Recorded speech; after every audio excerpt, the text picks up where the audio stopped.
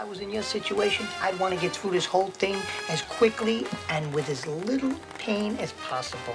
Let us start the show. Stu, how you feeling? Feeling like dog shit. You got the COVIDs, but you're getting better, right? Yeah. The problem with COVID with me is when penicillin will take care of that. The next day, I'm like worse. It just gets worse. Like, oh yeah, I'm gonna do this tomorrow and mow the lawn or something like that. And then like somebody shoves you in the wall, and it's really odd. It usually takes me about a week, solid week. You have enough energy to do the random selection show, so you must be doing okay. Is that your update, Stu, on the That's my update. Corona vaccines? I'm gonna drive my Panzer right into their ass. Oh, nice, you got it right there. Hey, this is an ASL talk show. Get that shit out of here. That's an ASL. It looks like Panzer. Well, it's a McGowan design, right? The cover, I assume. James Day.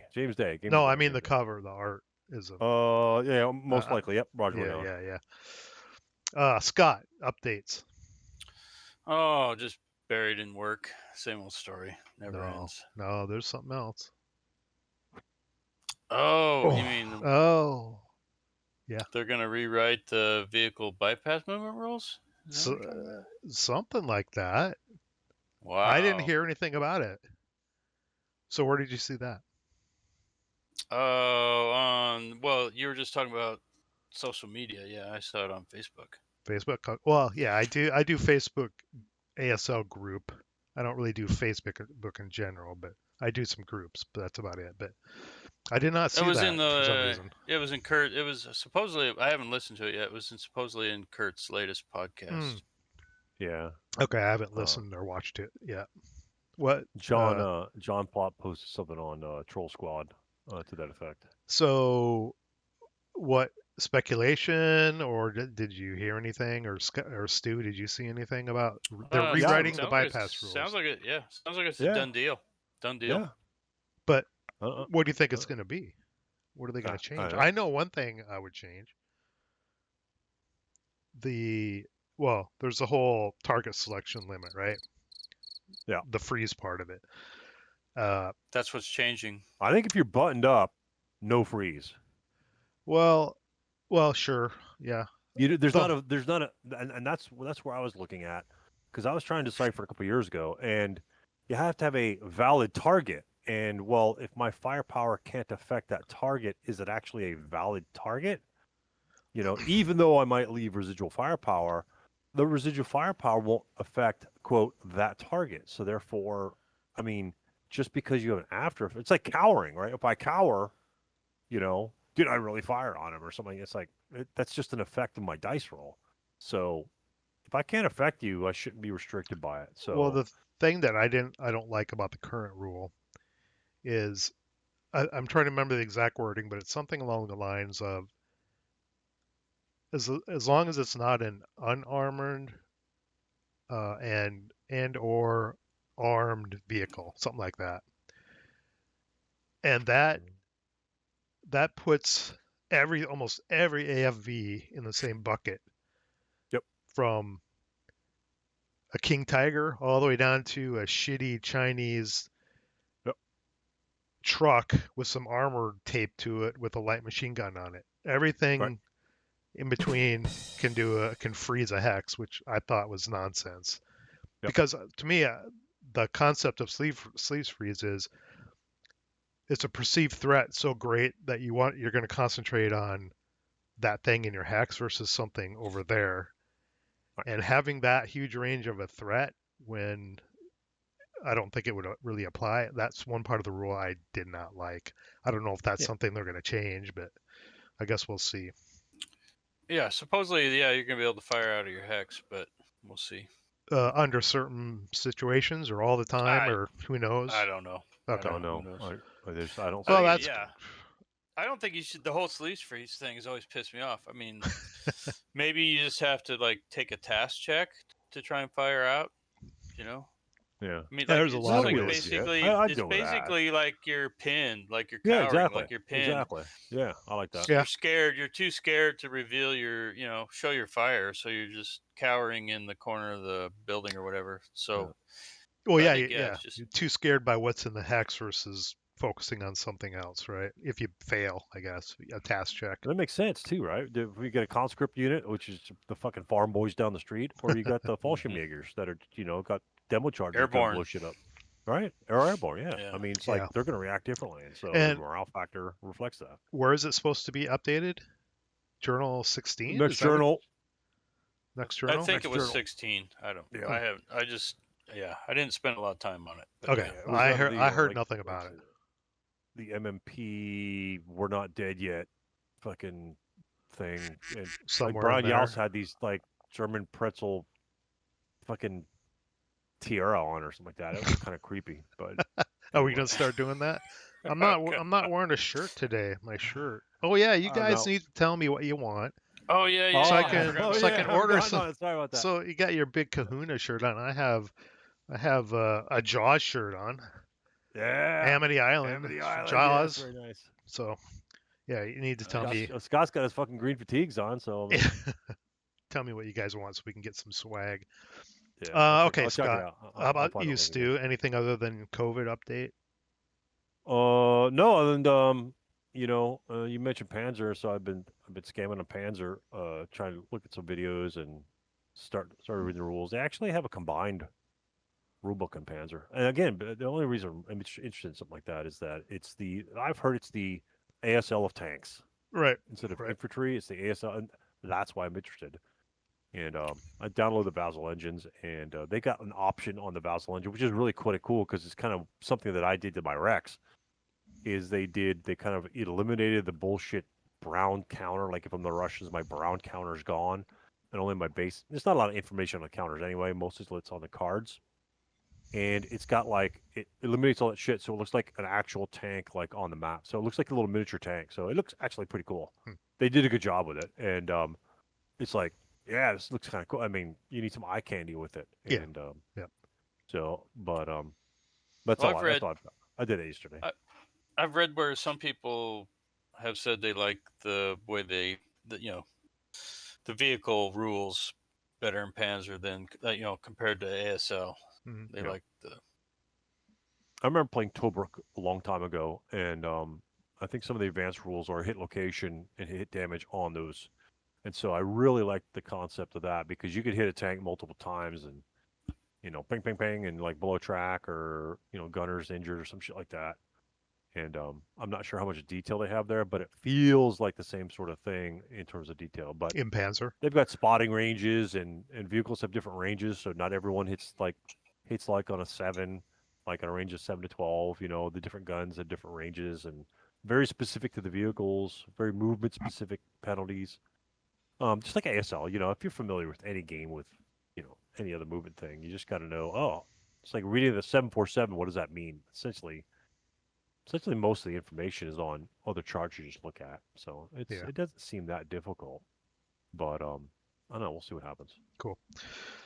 My update. I posted about this on the Facebook group, something I've been working on. I just wanted to show a quick preview of what it looks like right now. I'm calling it the ASL Command Post. That may change. It's basically a web-driven, a web-driven tool set that I'm gonna release in, I don't know, 2-3 weeks maybe, at least the beginnings of it, because it's going to be an ongoing project that I will tweak and add stuff to, or if people come to me with ideas of what to add, maybe I can look at adding a module, that kind of thing. But right now it's got, so this is the portal, the interface. It has a dice roller, so it's got a dice roller with stats that it tracks and hit location. You can change colors, Oh, you can nice. change nationality colors. It's got a random selection roller up here. And you can see down in the tray of the portal, it'll tell you your last roll. So if you rolled a 6 on a just a die roll or a 6 on a 2 hit, you can go over to the chart section and look at your 2 hit table here, and you can expand it. And then if you right click, it's got a zoom in. Actually, let me make it bigger on my screen It's got a Oh, zoom in nice. feature, Cool. so there's a Nice. bunch of custom charts. These charts are the same ones that are in Vassal or in the Vassal extension, but they're in here. The Vassal table thing that people use to add info to their Vassal games will be in here as well, and the notes. Nice. All right. Our podcast is in here, so Oh. you can listen to the podcast while you play or do things or roll dice or Move whatever. that shit up to the front. Move it to the top. Move Should be up. the first thing you click Well, on. you can. So these are draggable, right? So you can, Oh, okay. right? You can move Boom, it. there you go. Look, You we're fixed it. number one now. We're at the top. So you can rearrange this, Nice. in any order you want. Our entire viewing audience of 12 people Yes. will certainly enjoy that. They will be Exactly. swarming to this. And then this is what I've been working on the past few days. I call it the sandbox. So it is a board. Damn. Actually, let me go back Does to it the have crap? Does it have cat crap in it? no. Let me go back to the dice so I can clear the tray down here and get a little more real estate. All right. Yeah. So pop out the window, dice roller, and if you reset it, it'll reset the tray, so that'll go away. So Sandbox is basically a map viewer, okay? And here you've got all the maps and all the different filters you can sort on. So if you're just looking for boards with hills or orchards or a lot of boards with a lot of stone buildings, you can pick these filters. But I'm just gonna click this to find boards. And Have you here, checked out the? Sorry, go ahead. here it's listing just the MMP geomorphic boards. If I want to add, say, the Fortenberry boards or just look at Fortenberry, I can turn on Fortenberry, turn off geomorphic, and hit find boards, and it'll show those. Nice. So if you want to add a board, you just grab it, drag it out, and then you can change the zoom. So you can build up boards. You can do, like, designers can do board layout studies. The board snap. Oh, nice. You can rotate boards. You can group boards. You can grab multiple boards and move them around. Can you check line of sight? No, that's very difficult to do. He's working on it. No, I don't think that. I don't think that's within the scope of this. For one thing, the when you line them up in here, all of the boards have a black border on them, so it puts a black line around everything. And I haven't really looked at that yet, but that's kind of the default state. You can export an image of the setup. You can save the sandbox. So you can save a board configuration, not the image, just the board configuration. Then you can reload it and you can move them around again. So if you build a cool map for a scenario or just messing around, you can save it and reload it and mess with it later. All right. So basically, if I click off all of this stuff, the number of boards that I have in here, there are 259 geomorphic boards in here between everybody that you can play with, that I have found and been able to incorporate into this. Damn, dude. So this is kind of cool to play with. That's what I've been working on the past few days. Then there's a feedback, so people can report bugs or make suggestions. So some of the things I plan on adding, and some of these have the bones of what they will be here. They're not enabled right now, but there's a news tab, a routing flowchart, overrun flowchart with a firepower calculator. So you just input your AFVs, enter the machine gun factors, if it has a main armament or not, what type of AFV it is, if it has a flamethrower, if there's passengers or riders, and then it'll do all the math and spit out the firepower for you. Nice. Defensive fire flowchart, sniper flowchart, OBA flowchart, a random scenario generator, which is a bit ambitious. We'll see how that goes. Maybe Does that include maps? Yep. It'll grab from the Jesus. pool of maps that I already have the programming done to be able to grab all the maps depending on terrain and whatever, theater, That's all set up. My first scenario pack's coming out next week. Random generate. And then someone Highly play tested. had a suggestion of being able to drop a vassal vlog file in and extract all the stats. That's doable, but I don't know how it's stored, so I'd have to figure out through one of the vassal guys how it's all the numbers. It's just a big file of numbers. I don't know what they mean, you know. Okay. One other thing about the dice roller, and Scott and I tested this the other night, is there's a way to share a dice rolling session. So you can you can turn on the share session. It'll create a link here that creates a room, and you give that to whoever, and they paste that in to their browser, and you'll see each other's die rolls. So I'm still working on like that. in a browser, like right here. Yeah, this is all browser driven. You don't need to install anything or configure anything. Yeah, it'll be browser based. And So if I log in ASL Academy and then you make a dice roll and something comes up, I'll see it on my exact same screen. if I create a share session and send you the link that creates a room, yes, it'll work. I just sent Scott the link. It won't bring me here to duplicate that same roll on my screen. It will just show like no. It'll bring you to this page. You'll see everything. Like the histogram will change. Oh no shit! When your friend rolls, I'll see that. That'll pop up on my screen. Yeah, you'll see him rigging the dice rolls. Yeah, oh cool, totally. There's a random.org option for those who think this is rigged. Well, it's not rigged because you can turn auto on. It's rigged. Maxima, you turn auto on and let it run. This will turn into after 3,000 rolls, this will turn into a 2d6 distribution. It's not rigged. Oh, right. So you can use that to test it if you think it's rigged. I see Scott's rolls on the right. That's right. 12s, 11, 10, stack. 12. Look at this. Tower right there. 10. 7 of them. Look at that. Oh my god. Anyway. Oh, there's another one. I just wanted to give an update on this thing that I mentioned legit. in the Facebook group that I've been fiddling with for a while. The Battlefield one I think is kind of fun and cool. I mean, you can do this in Vassal. It takes longer. It's not this easy. You can't just sort by stuff, grab stuff, throw it down, and boom, you have a playing area that you can. I mean, it'd be great for scenario designers for doing studies on Battlefield, what it might look like.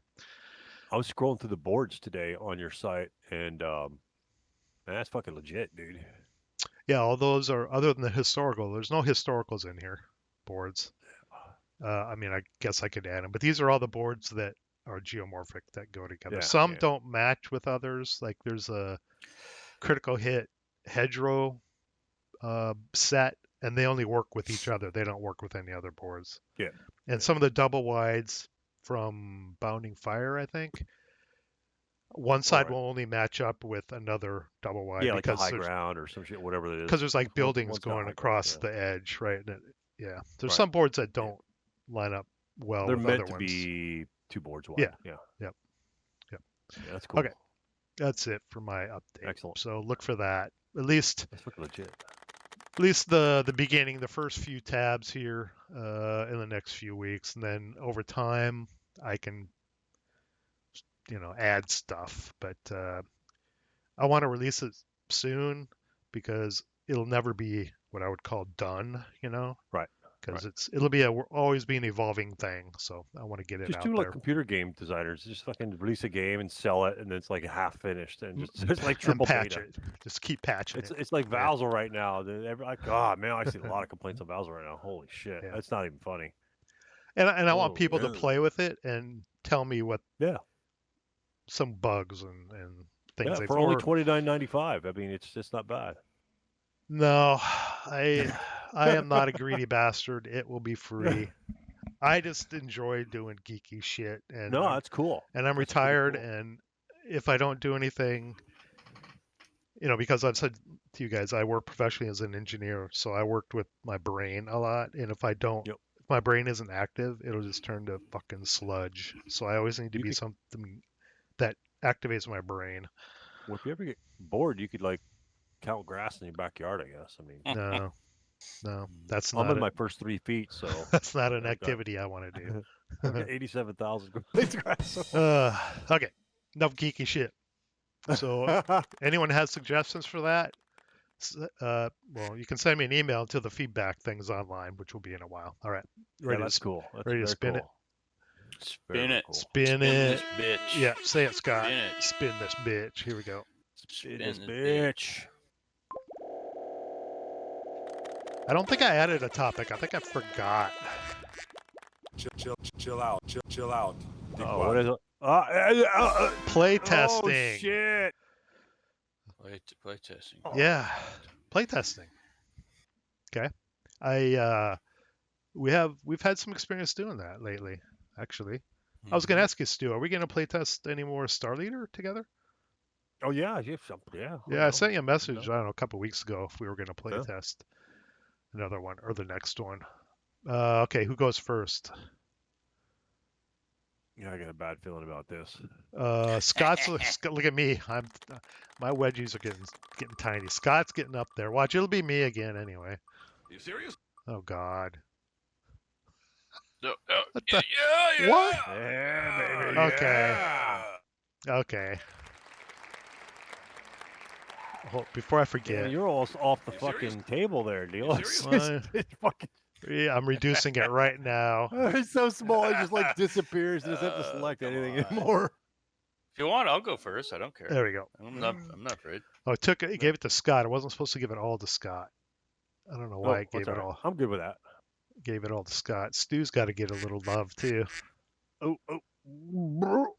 There we go. I'm funny how? Okay, I'm play funny testing. how? Let me switch back I'm to that. funny how? I mean, funny like I'm a clown. I amuse you. Play testing. You serious?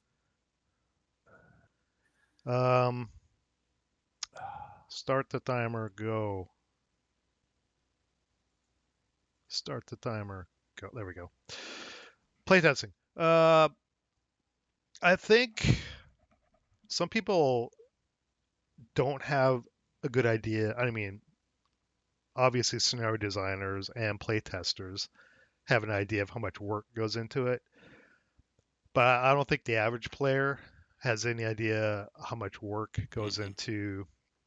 I mean, it's different aspects of playtesting, but I'm talking about just the time involved that goes into playtesting.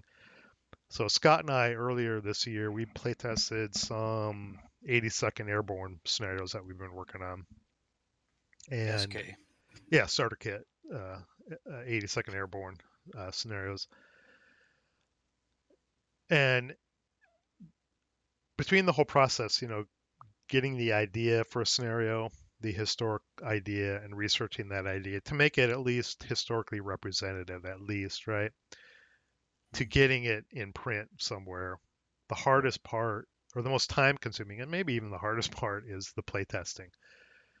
Because it is a grind. And the guys that do it, and do it all the time, I don't know how they do it, because you have to play, I mean, you don't have to, but you should play the scenario many times, at least till you get to a point where it at least feels right, based on your ASL experience, because you'll never get a scenario 100% balanced, 50-50.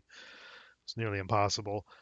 But the amount of time it takes just to sit down and play it, then change the scenario, think what do you need to change. And I know Scott in that one scenario, I forget what we called it. The Mine yeah, or yours? no, yours and some of mine, but the one Oh, the with Hill 41. Yeah, the one in Piazza somewhere, right? Yeah. Yeah. Trying to get to make what to do to tweak it to Right. swing it over to the German side, I believe it was. The Germans were having problems when we were playtesting it, and what to do, and then replay testing it again and then again, and it actually becomes a bit mind numbing at some point. Mm-hmm. And you have to take a break.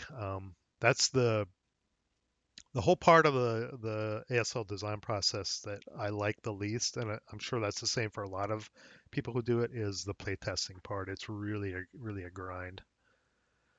And there are other aspects of playtesting, having to do with with balance and fun, and is it playing ASL? And we can talk about all of that. But I'm just talking about the recent testing we did, and we play tested Star Leader as well. We only did that one or two scenario, but same thing. Yeah, we made some immediate changes, like at the end game, especially at the end game, because that's where critical decisions need to be made. And you had a couple decisions to make, and remember I think it's like, which guy should I sell for Alley? And you just like rolled one guy, or whatever. And I think Oh, you my failed. Imperium. I'm trying to remember Yeah, I how think it the played roll would out. have failed the other guy, but it would have gotten the other guy. So we just made you sell for Alley the other guy, just assuming you may have made that selection. Oh yeah, we And made so you some. got We kind of yeah, as if made you had some gotten it back. Yeah, made some decisions at the end to try to make it flow different. I mean, I think I know what you're getting at. Play testing, yeah, you can kind of fudge it sometimes to make it more right. representative Yeah, of what don't play the might. game. Play, Yeah, I know what you're play saying. play the game. Because that gave you an opportunity. If you didn't have that, you wouldn't have the opportunity to win. Now we just wasted 3 Yeah, the hours game's playtesting. just But since you over. had that, Right. we had to fight it out, and it was an exciting ending, to be honest with you. Yeah, just to see where it So would go if that happened instead of just yeah, being over. Yeah. yeah. What do you Scott. think, Scott? Me? Well, it's when you design a scenario, right? And you're pretty excited to play test it. You want to see. You're excited about the whole project, but yeah, it can quickly become pretty arduous. It's Hmm. like that one the SK scenario I designed, the clay pigeon one, Hmm. and I know Neal has designed some where they almost work just straight out of the box. You know, typically we'll play them solo a few times, Yeah. and then we'll get together and play them. But some of the scenarios they work right away, but then others, like that the last one we were working on, the Hill 41, it just there's so many variables, right? The forces, it could be just a matter of a leader, a machine gun, a vehicle, or whatever, but there's and the dice rolls, there's just so many variables. And trying to find to get it fairly balanced, to find a sweet spot, um it's tough. And then yeah, I mean, and the more you tweak it, and then it's just every time you tweak it, you got to play test it, and it's it's still not working. It's just you get to Yeah. the point where you just want to beat your head against the wall. The dice rolling that you brought up, that can be Yeah. really problematic, and there must be a system that playtesters use. I don't think we've found it where you try to make the dice rolling fair because you don't want to playtest it and have one guy roll a bunch of snake eyes or boxcars because that's not going to be representative of the average game, right? Right. So Right. We've talked about throwing out highs and lows, yeah, or something like just. that. And I know you've talked about how, like, a lot of times when you're solo playing, you won't even, you kind of speed play it, right? You're I not. try. Yeah, like you don't, you skip, kind of just skip certain things, and just and the other thing is you gotta think about breaking the scenario too. Yeah. Like somebody could, as far as the victory conditions, and to where it's not breakable, where Right. somebody could just break it, and Yep. So yeah, there's just a ton of work that can go into it. Sometimes, like I said, sometimes it can be easy, but I think most of the time it's just a lot of work. I think a lot of that comes with, the more you do it, or the more you design and the more you play test, the Well, more yeah. easier it gets and the easier it is for you to find ways to break parts of a scenario during playtest. Yeah. Well, But I mean, I don't have a ton of experience no, designing we're and just winging. playtesting scenarios. at this So point. yeah, I'm sure. Like if you're, yeah, if you're an old hand at it, it's you have shortcuts and ways of doing it, and it's probably not that hard. But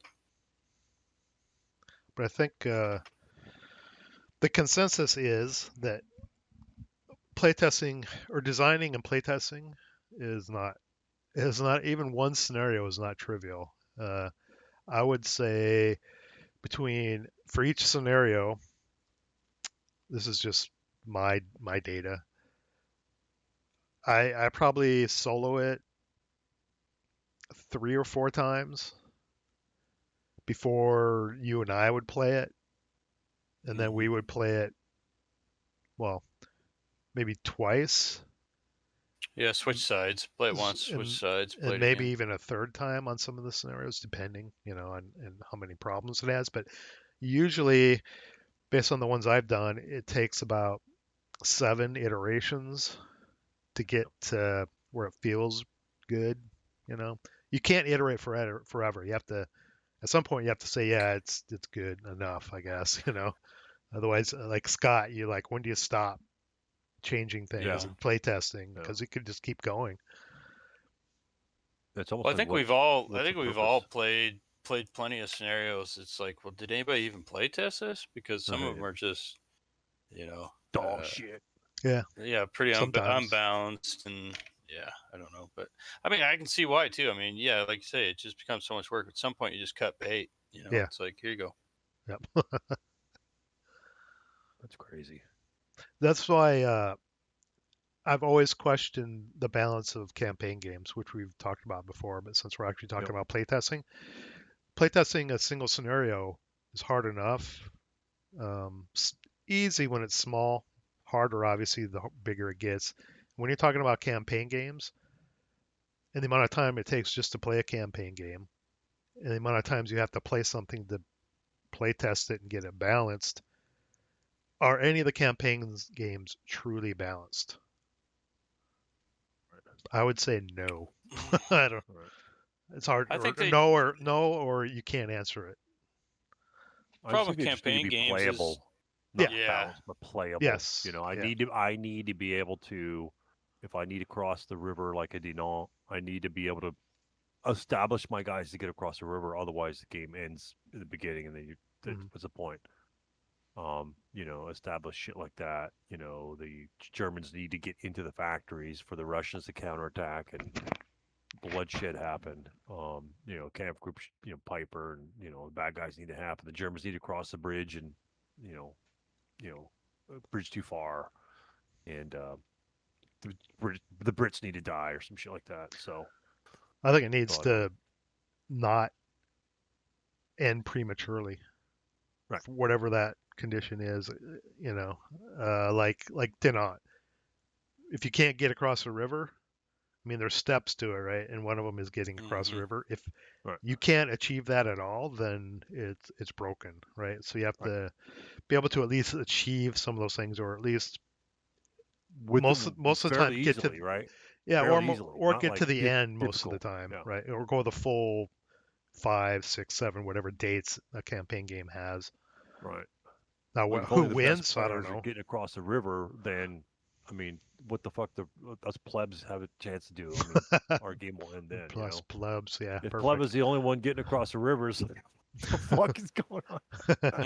I have no well, I mean, chance. yeah, they're Yeah. supposed to be historical, right? So I mean, Yeah. Right. you know, Right. So you got but yeah, limitations. they still need to SSRs. be SSRs. yeah, they still need to be close, and there's ways to tweak the victory conditions to make it close, but typically they're not going to be totally balanced, right? No, and they won't be historically accurate either So you're going to because win of. the majority of the time. Oh, sorry, I thought you were done. You cut out. Oh, that's fine. And because of that, they won't ever be really historically accurate because you have to turn all these dials to get it balanced. Well, most of the battles in World War II were not balanced, right? Yeah. Yeah. Exactly. I got an interesting observation because you were talking about how many times you play. I think Brian and Kurt mentioned multiple times on their "We're Not Dead Yet" podcast that they played like this scenario like 6 or 7 times, and I think I remember them saying during the replay of the WBC games that Hmm. they played the 7 times and so did this and they never would have realized, oh, it's like shit, we never even thought of that. Yeah. Because there's all, like you said, I mean, you got to cut it to a point where essentially the average player can go for it, and as long as it's not something crazy out there, and that's why you might need some crazy ass good players or crazy ass players that pull rules out of their ass to try and win. You need that mentality, that type of player, just to kind of like, okay, we've got it done. Is there anything that you could see how to break the scenario? Because we've got, not everyone. There should be tiered playtesters where you've got the average group, which should be, low to medium to average to medium high players as your Me. core. Those are the guys say, okay, this was fun. We fought it to the end. And then say, boom, here's like the final draft. Give it to Pleva, Tracy, or some shit like that. And he goes, oh, you guys fucked this one up already. I mean, I just by looking at it, they see what the problem is. And that way you've done all your preliminary work. You don't have to make a couple J's. Anyway, That sounds like But, a lot of work to me. but I noticed, no, two things. One, in that WBC, and playing a couple tournaments like online, there's certain things in terms of like eliminating units. I think Tracy had a unit that he set up because that was a scenario they were technically playtesting, right? And so he had set up his artillery piece in the building, which is illegal. It ended up being illegal, so it was eliminated when it showed up. But again, don't overestimate your player, in terms of, making it a fun, enjoyable game. A lot of the rules sections that from some of these tournament directors' rules is that, make sure that, you and your opponent say, hey, if you got any hidden guys, make sure they're set up properly and within the zone so you don't have to be eliminated, stuff like that. And, it's almost like, because some players take it for granted, they don't mess up that often, but when you do, it kind of fucks everything up. So, just making sure, say, hey, it's an artillery piece. Don't put it there. I don't want it to see it there, so we don't have to run across it later. And that would, I mean, again, it just goes to show you, even with the best players, and they always say, oh, even the best players screw things up. It's like, yeah, but still take those setup steps. It's almost like, okay, read your scenario special rules. How do you think these apply? Is kindling not applicable? Which, to be honest with you, I think kindling shouldn't be not applicable and should be thrown in Chapter E. If they're going to eliminate it from all the scenarios, Yeah. or Same change with the rules to see same- how fast shit burns. Like every other advanced phase would really slow shit down a lot. same with guys abandoning Exponentially. vehicles. That's always a common SSR. Yeah. Oh, But yeah. one Taking thing the crew Scott and mentioned, running like to victory on location. Scott mentioned on plays. I think the reducing games to like 7 turns, 6, 7, 4, 5, 6, 7 turns, right? As the quote, the standard. I'd like to see players, if you got it like on the maps, your maps kind of tweak that on me. It's like, oh, what happens if I want to go around the hill instead of having to go down through the valley and there's only one way to approach it and I've got to go this way and also the bullshit. Why can't we have a 10 turn, someone design a 10 turn scenario or 11 turn scenario, which would allow me, most of those turns will be moving, so it's going to be quick. Okay, I had no defensive fire. Okay, no advanced fire. Boom, advance, done. Those turns will go fast, just like they did in the 11 turn scenarios of yesteryear, crossing board 4 to get to the fight or whatever. And, if you want to go down the middle, you can, but you have to make sure that the victory conditions make it multiple victory conditions with, casualty victories or something like that, that will allow players to be able to, oh, I want to be able to go up and around the hill and see what happens that way, and that would force the defense to move. So I don't know. That's easier said than done. But I mean, instead of just cutting everything down and like, oh, if I make a wrong move or if 2 guys break, there's no fucking way I can rally them. Give me a chance to run my units to counterattack, especially if you're going up the gut. I mean, give them a couple more turns, and I just don't rely on just the having to pass your morale checks. If you miss one out of every other turn morale checks, you're fucked. You essentially have half the unit's movements, at best. At best. Have you guys your comments, Stu, about going different paths on a playing area? Have you guys ever seen a scenario? I guess we're kind of going into the scenario design area, which is fine, which is part of playtesting. They're kind of linked. But have you guys ever seen a scenario that has an option for, I don't know how to explain it. It just came to me when you said those things. Having like a multiple board layout, but part of the SSRs or part of the order of battle is the game is expandable. So you could have like a 3-board scenario. That's the full thing. Right. But if you choose to play and that's a 10-turn scenario. But if you want to option the 7-turn scenario, remove this board and these units from the OB and have this be a starting line. So it's a scalable. Have you guys ever seen this scenario? Do you know what I'm talking about? No. Interesting. But you know what I'm pretty getting cool. at, right? I like, yeah. Yeah, I don't think I've ever seen anything like that. That's a good idea. That's pretty cool. It's an idea. I don't know it's if it's akin to the, I want to buy my fucking demo charge guy first instead of having the Panzer II or something. A or B. Which group do you want? And then from Group C, what do you want over here? In this case, it's like scenario A versus scenario B. Do you want to go to that next scenario? Do you want? Yeah, like maybe the OB. Maybe the history is scalable scenario. is interesting, and the OBs are interesting, and the victory conditions are interesting. But you don't want to play the 12-turn version. You want to play the middle version or the small version, which still captures it. But I don't know. It's a thought I had when you were talking about options. It's a cool idea, but you're tripling your amount of playtesting. I know. It just dawned on me. No, not at all. Not at all. Because what you could do is like say, like a lot of the Beyond Valor games, like you got to get to the bridge, cross the fucking bridge, and then beat the Russians up on the other side, and then get 20 firepower on board 8, which I was watching some guys play, like the Citadel or some shit like that. I don't know what it was, but you could easily do that because the first part would be make sure you get into the middle board instead of getting to the last board. As long as you get 20 squads or while inflicting X casualties on the partisans or something like that, or without taking so many casualties, that would be the end of that part. And the other part would be going to ending up at your destination. So, you could do it. You could do it easily. It could be on the same card too, right? Yeah. What were you going to say, Scott?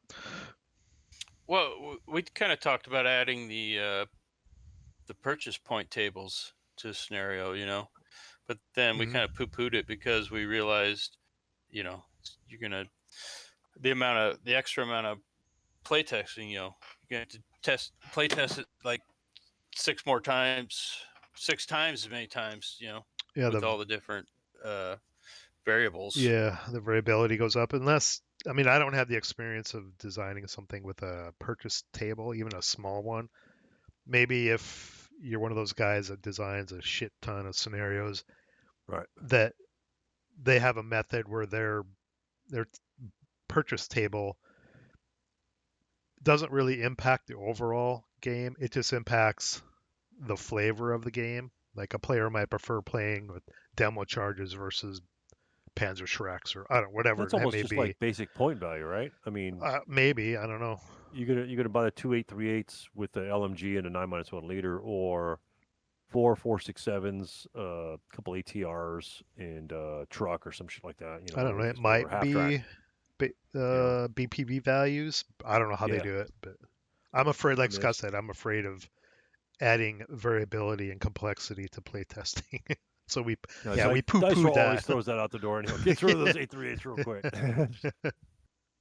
But let's see. You're saying with regards to play testing, another thing with the play testing is, what's the purpose in the play test, right? Like we were comparing Hazels. It's like what are you playtesting for? You kind of playtesting for flow of the historical event. Mhm. And not really balanced. You just want the flow of the historical event. And I think that's what everyone expects from Hazel. Is I want it to go the way it kind of should have gone, and I think it's just what everyone kind of wants. But if you're just dealing with a very small scenario, like you said, playtest is easy because you've only got a few moving pieces. Yeah. But I think it's almost like, what do you want to represent? Because everything's based on historical events, theoretically. As long as they're not fictitious that somebody just makes up, which is Zombies. fine. Which is fine. Just like Star Leader, right? It's just, if they're fictitious, well, maybe fictitious, and maybe it was happened a long time ago, so it's historical. In a galaxy far, far away. Yeah, exactly. I And know one. I know one campaign game that's not going to play real historical. Yeah, it is. Blood Reef Terror. Nah, I'm gonna smoke your Japanese ass. are going to smoke all the Marines on the beach. Oh, Jesus. First turn, Japanese victory. I'm coming Where on. was mine? I'm coming on shore with flamethrowers blazing, demo charges flying. But like you said, I would like to think that, I don't know if there's anything written out there. I haven't seen anything. And like you said, it's sort of like about play testing. the Or- sharing of the information, sort of like the dissemination of information. We're playing theoretically the same game, same game system. Everyone should at least have a basic concept or basic adherence. You don't have to, and they're never going to. But if you've got an excellent player playing against a bunch of schleps, and he always plays the Germans on the side, it's never going to be balanced. Or once he does loses the Germans, then it's probably going to be very unbalanced. Two equally skilled players. That's your major I know complaint. beggars can't be choosers, but Well, I think that's been your major complaint with ASL records, where it says win-loss. Roar's garbage. What does it I've done really? copy Does it pastes really of mean Roar. anything? Especially the lower the reporting count. But Right. there's a lot of variables. One of them is player A, player versus player B. Right. Where was the skill level? You have no idea. But I guess if you get 1,000 playings, all of that would average out theoretically. But lower numbers, you don't know what the hell you're getting, really. The problem again that you've got a lack of data there, and I was doing some tournaments last year before that, or whatever like that, and I try to design everything or pick scenarios that are relatively balanced percentage wise. Mm-hmm. That's all you have to go on, really. Roar doesn't have your area information, which they could get. A lot of players don't have it though, and don't care. But it's okay. I don't have They an just put area. Average value. They just put an average value in there. If you're not rated, then you're probably an average player. Most likely. What's average for area? 16 or something? In my opinion, the average a beginning player's rating should be like 1350. Yeah. To be honest, because usually they lose their first 4, 5, 6 games in a row anyway, and so they're down to 1350. So that's and then they float around. They start winning and losing about that level. So I think the average player is about 1350. The above average player is about 1500. And then above that, it starts tearing up a little bit, like pyramiding it up.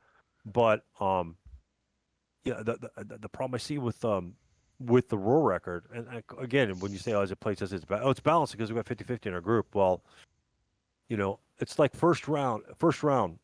So you got a decently sized scenario where you've got the top dogs playing the riffraff, right? If you're more than 100 points separating your opposing player, you're like an 75 to 85% win expectation.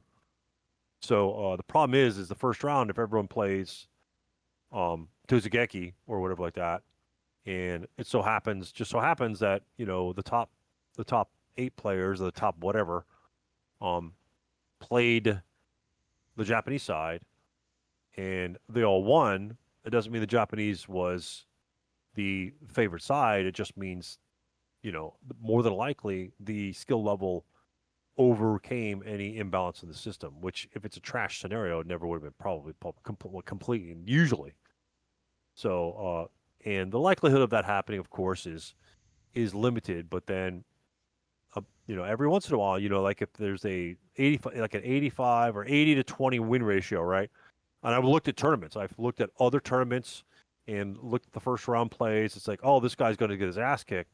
and I look at the result, and then I tabulate all the win ratios based upon the roar records, and it comes out to pretty much what the percentages are. Is 1 out of 5 of those games, the little guy beat the big guy. So the ratios kind of work out in that aspect most of the time, and so it just goes to show you that, I think the skill level will beat out, an imbalance of the scenario.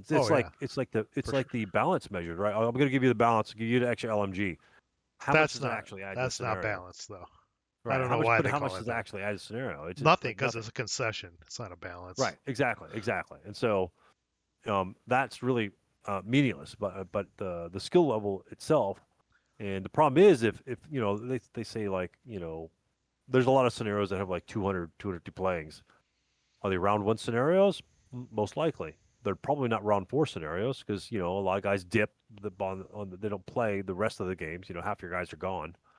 And the round 5, it's the top dogs, and some of the other guys and those are the cream of the crop. And at that point, there's only like a small sample size of that scenario being played. So I just wish Roar. I mean, they can be done. It's very easily done. All the players' names are in there. Cross-reference it. That there's only like 1,200, Roar records, Roar play or ASL players. Cross-reference that. Do some mathematical analysis, and you can really chisel it down. Does Roar have an API? Do you know what I'm talking about? I'm not sure. What is API? Application Program Interface. So I don't know. Scenario Archive has one where you can basically pull from their database all the information. Yep. Using commands, right? Or Python or PHP, Yep. some kind of programming language, and you can pull the data. They show you how to do it on their website, and I've done it. Yeah. Yeah, Dave pulls the data, and right. He shows the raw record. He shows the skill levels. So yeah, ASL Scenario Archive is getting data from Roar somehow. So maybe they have an API, or he's just scraping the data. I think Dave is doing it himself. Like that one big page, and then he's got a Python script that takes. Yeah, if you look on the bottom, it'll say like, Joe Smith beats his brother Dave Smith or something like that. And then it'll show you Joe Smith's like 1,700, Dave is like 1,200.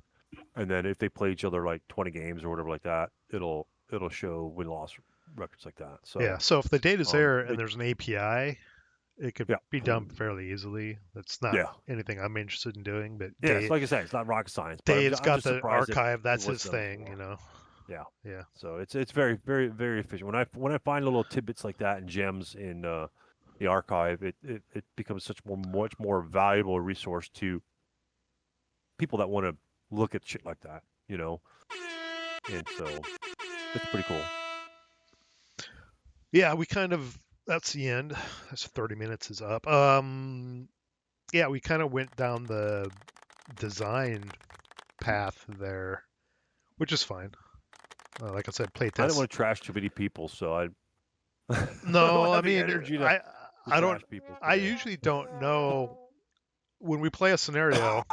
I usually look to see who designed it, and I typically don't remember for the most part, unless it came in like Twilight of the Reich. I think, I think Pete Schelling, his name is on all of them, so you kind of know that. Right. But random scenarios, but there are some scenarios out there that are dogs, Yep. Play tested or not, MMP official scenarios. Some of them are dogs. I think like 40%. What I've been finding, about 40% are just trash. It just happens because playtesting is hard, and trying to balance it for, like I said, skill sets and random events, edge cases where someone has crazy dice and someone has bad dice. You just can't balance for that kind of thing. So yeah, let's wrap this up. Scott, how are we going to fit any more playtesting in with Tarawa if we're going to keep working on this pack slowly over time? I mean, you don't really need to sleep at nights, do you? You can just. What about you? Right? You'll just pass out. You're just comatose. No. You need your beauty sleep. I do. Yeah, I I'll don't get to know. We're sleep. gonna have to, I don't know, figure it out. Oh, what yeah, we're it gonna won't. do. I don't think the whole Tarawa thing will last that long, really. I think we'll be able to finish it up in a couple weekends. Yeah, because we got that. We play tested that Lafayette scenario once too, and I made some tweaks to that. So Yeah, that make, one. That's one that could use a little tweaking. But yeah, uh, as far as designing scenarios and playtesting, I think just the more eyes you get, the more varied people you get to playtest, the better. Because I think everybody looks at stuff differently, yeah, scenarios differently. So that's yeah, I mean, hard to do too, if unless you have a if it's just some one guy designing a scenario and he's just doing the playtesting, it's not good. I don't really no. see. I mean, maybe it could be good, but the more varied, more different, more people you can get to look at it and playtest it, the better. I think that's hard to do though. I mean, there are a lot of people that seem to express interest in doing it, but I don't know if they always necessarily Right? follow Yeah. through. I think there are some groups of players, designers, that put out the same stuff, and that's what they do. We need So to get Stu in on the playtesting. I, I He could help us. I try to get him involved in our stupid little projects, but he's like I said this What's before. that? He's like, Lafayette? go The away, Lafayette go thing? away, huh? Lafayette? Yeah, Lafayette Bridge, Causeway. Yeah, I showed you the map of that, right? Yeah, yeah. The little That's a historical. brilliant map. That's a Yeah, brilliant map. well, I don't know if it's brilliant, but it's a little historical thing. No, SK. it's gorgeous. They're gorgeous. And Scott and I Map. played the first scenario, the capturing the manor, and the Americans need a little more cowbell, or the Germans need a little Yeah. less cowbell. One of the two. Yeah, and so I made some tweaks to that. Yeah, I think you guys should release that little scenario pack and just make it vassal. Just release the vassal map. That we don't have to print the goddamn map. Duck. Because people print their vassal maps out anyway. Go down to fucking Home Depot or some shit. I've never done that. You serious? Yeah, I'm serious. It's easy money. You serious? Easy money. Stu, you want to wrap it up? Playtesting. Wrap it Nice up. nice Wrap little it up. bow. Yeah, I like to chew on the playtester's ass because the ones that fuck everything up all the time is one thing. Because obviously it's like, how'd you miss this? I try to be honest. Like in Chill some out. of Think my what? little replays where I redo, like I pull scenario and it's just random. You can't handle the truth. Go ahead, Stu. And I'll look at the scenario special rules, like, why, what the fuck is this here for? I mean, it's duplicitous. The one that I hate is like, if it's the Russians in 41 and you want me to do a commissar, just fucking replace the commissar out. Just do that. If you play tested for it, just replace it. Don't have us remember it. Yeah. You do the kindling equals now not applicable all the time, and we have to remember that to burn shit. But Well, you do. but, yeah, well, hey, it's not there, man. Pyromaniac. It's dry. I mean, you're sending me on the path. I'm following the yellow the yellow brick road, man. EC dry, wind at start. Yeah, Stu's exactly. like, where are Go the to the matches? But exactly. But these guys, like you said, these guys that play each scenario 6 or 7 times or some shit like that. Damn, man, I don't know where you would find the time. You need to have them come over Yeah. like every day, and 6 or 7 times, 4 times. That's like a week. I mean, you just It's- burned a week with one scenario. It's rough. And like Scott says, the time involved is crazy. when I do it, the first one solo, I'm just moving. You know, you just I'm got to burn going, through it. I'm You just gotta, going okay, fast. Just go. The first 2 times we played the scenario, this is where we are. So just kind of set your units up right there. And I gotta be honest, that's where a lot of scenarios have kind of evolved anyway. It's like, okay, you come on AA5 and you've got to move like 2 movement phases to the town. Instead, just German set up on within A through X. I think a lot of guys have gone away from the enter move 2 turns. It's like just set up where you are, and then we're going to get engaged. You have to be able to engage on turn 1. Yeah. And We talked about that with Lafayette. Yep, we Yeah. did. Yeah, the first. which was like on the what's that Sparrow Force. The Japanese reinforcements on Sparrow Force are like 3 turns off the when they come on turn 1. You have 3 turns before you can actually fire on something because of the movement that you have to go through. So I wasn't a big fan of that, but because you really have to evaluate, and you make the wrong decision, and I don't know. It was all right. I mean, like I say, it was good. I have nothing negative I could say against Sparrow Fort. Otherwise, other than there's way too many fucking British leaders. But fun. I love the terrain. Like I say, the map, new map to play on. That's was a very nice map. exciting. Yeah. Always have, if I'm adapting to the map, that gives me another obstacle to overcome, other than the skill of my opponent, which most of the time you're playing a tournament is noob. So play testing that out is cool. So, and yeah, I mean, you got to give it to the guys that do the play testing. They spend a lot of time doing it, just like like anybody else creating content or doing whatever. There's a lot of time behind all these projects. A lot of fucking time. Mannerheim Cross, 20 years in the making. Yeah. That's a lot of time, dude. That's somebody's whole career. Anything involving this game really is time consuming, from playing it to just doing side stuff. Even including making these videos. I mean, we enjoy bullshitting, but it still takes time to do it and edit it and upload it and all that. I know. I had to go get my nails done before I came on the show. That's like an hour, and it cost me $40. Let's see the nails. Come on, man. Beautiful. They look beautiful. My answer is I don't have the first name. Okay, quiz. Quick quiz. What episode is this? 17. Stu? 18. No. 16. 16. What? I said 16. No, wait. 16. Maybe it's 17. Maybe I don't even know. 17. What? I think it's 17, actually. You serious? 17. I think Scott got it. Yeah. See, I don't even know. I'm losing track already. Scott? And we're only in double digits. I can't count that high. Damn. Okay. We're done with Chill out. episode 17, I think. Chill out. Thank you, gentlemen. We'll see you in episode Take forever. 18. That's it, man. Arrivederci. Game over, man. Game over. Ciao. Good night. Ciao. Get to the chopper! If you like what you saw, please like, share, and subscribe. If you didn't like what you saw, thanks for watching, and let me know how I can do better. See you in the next video.